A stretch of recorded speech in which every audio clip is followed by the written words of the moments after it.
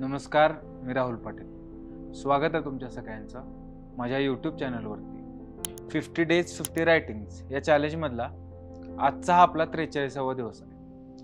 आजचं आपलं रायटिंग तत्वांबद्दलच्या लढ्याचं असणार आहे.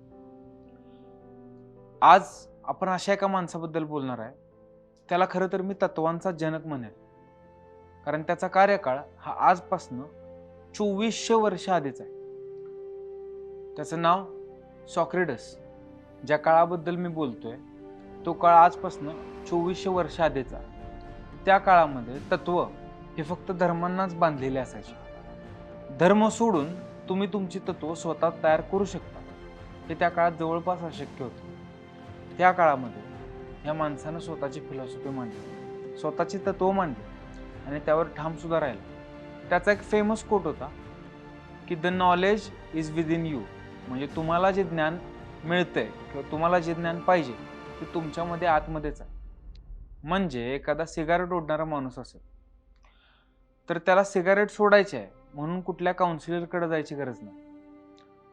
तो जर स्वतःलाच प्रश्न विचारायला लागला तर तोच चांगल्या पद्धतीने सांगू शकतो की सिगारेट ओढण्याचे दुष्परिणाम काय आहेत. म्हणजे एखाद्या सिगरेट ओढणाऱ्या व्यक्तीला जर विचारलं की सिगरेट ओढण्याचे दुष्परिणाम काय, तर कदाचित त्याच्या इतकं चांगलं ते कुणाला सांगता येणार नाही. त्याचा अजून एक सिद्धांत हे सांगत होता की तुम्ही प्रश्न विचारले पाहिजे. जसे हे प्रश्न तुम्ही स्वतःला विचारले पाहिजेत तसंच तेच प्रश्न तुम्ही धर्माला सुद्धा विचारले पाहिजे. तेच प्रश्न तुम्ही व्यवस्थेला सुद्धा विचारले पाहिजे. त्याच्या मते कुणालाच सगळं माहीत नसतं. The only true wisdom is in knowing you know nothing.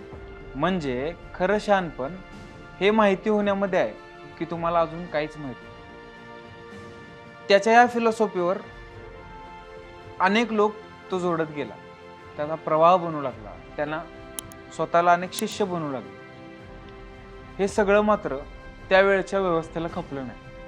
त्याने व्यवस्थेला विचारलेल्या प्रश्नांची व्यवस्थेकडे उत्तरं तर नव्हतीच, पण ह्याला जर अशीच सूट दिली तर भविष्यात आपल्याला अडचण होईल, आपल्या राजसत्तेला अडचण होईल हे तत्कालीन लोकांनी ओळखलं असावं.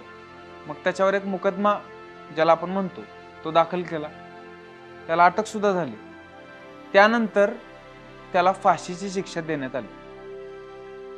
हे सगळं झाल्यानंतर तो जेलमध्ये असताना त्याचा शिष्य प्लुटो तो त्याच्याजवळ आला. त्याला म्हणाला की आम्ही तुम्हाला पळून जायचा सगळा मार्ग तयार करून ठेवलेला आहे. अनेक लोक जेलच्या आजूबाजूला असे सुद्धा आहेत की ते तुमच्यासाठी सगळी बंधनं तोडून तुम्हाला इथनं बाहेर घेऊन जातील. त्यावेळेस सॉक्रेटसने एक उत्तर दिलं. तो म्हणाला, आज जर मी पळून गेलो तर माझा जीव वाचेल, पण माझी तत्व मरून जातील.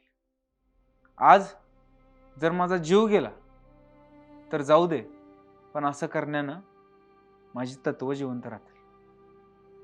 त्यानंतर त्याने एक विषाचा प्याला घेतला आणि त्यातलं विष पिऊन तो मृत्युमुखी पडला.